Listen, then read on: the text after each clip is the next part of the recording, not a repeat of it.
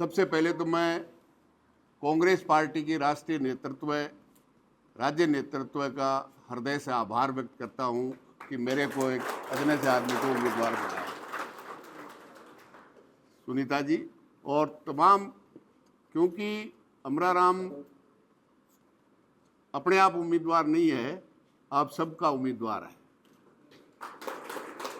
मैंने तो संघर्ष करने का काम किया है, सड़क से लेकर के विधानसभा तक, और इस भारतीय जनता पार्टी को एक बार नहीं बार बार झुका करके नतमस्तक करने का काम जनता को साथ लेकर के किया है, और जिसमें आप सबका बहुत बड़ा आशीर्वाद रहा है।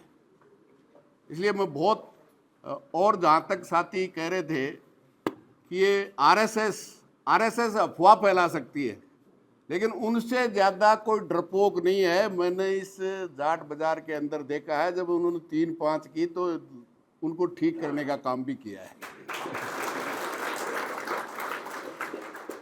सबसे ज़्यादा डरपोक हैं, अफवाह फैला सकते हैं, और मैं डोटासरा जी को धन्यवाद दूंगा कि उस आरएसएस को ठीक से धोने का इस पिछले 5 साल में काम किया है। इसके लिए धन्यवाद के पात्र, क्योंकि इस भारतीय जनता पार्टी की मां आरएसएस है। वो अफवाह फैलाती है। आप और हम 365 दिन नहीं बैठ सकते, वो 365 दिन साका लगाती है और यही साजिशें रचती है। और मैं समझता हूं कि भारतीय जनता पार्टी जो 10 साल से जो सरकार चल रही है, इससे झूठी सरकार नहीं हो सकती। अगर दुनिया में कोई प्रतियोगिता होती तो ये झूठ में गोल्ड मेडल लेकर के मोदी जी आते हैं।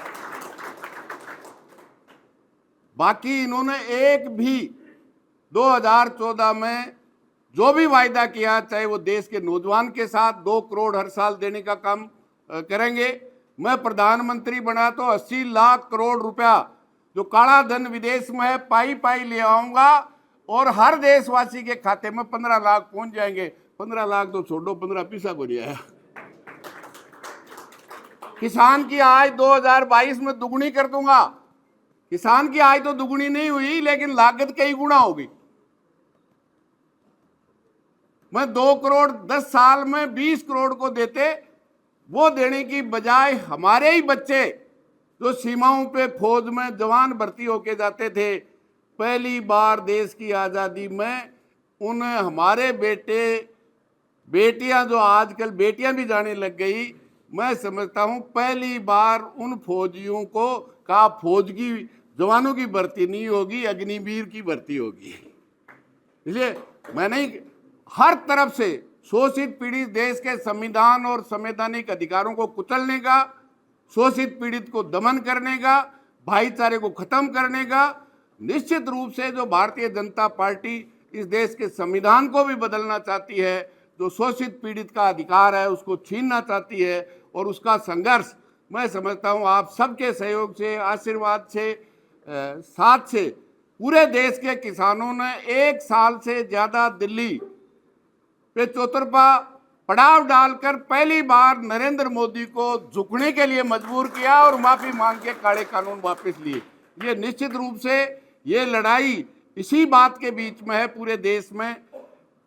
एक तरफ संविधान को तहस नहस, संवैधानिक संस्थाओं को तहस नहस करने का है, और एक तरफ संविधान और देश को बचाने की लड़ाई है सवाल।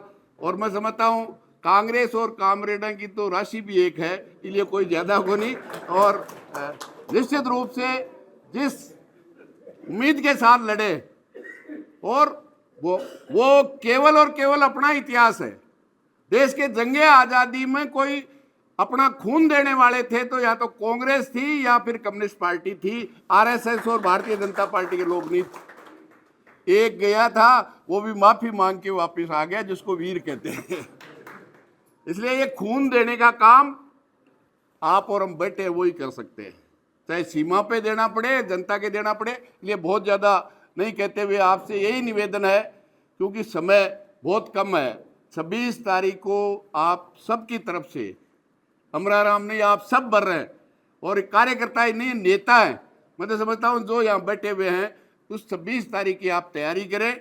और निश्चित रूप से मैं आपको यही विश्वास दिलाता हूँ, आपने और पार्टी ने, कांग्रेस पार्टी ने इस मोदी सरकार और जंगली सरकार को हटाने के लिए जो आप काम करेंगे, मैं आपको विश्वास दिलाता हूं कि आपका दिया हुआ सम्मान अमराराम कभी कम नहीं होने देगा, आगे बढ़ाने का काम करेगा।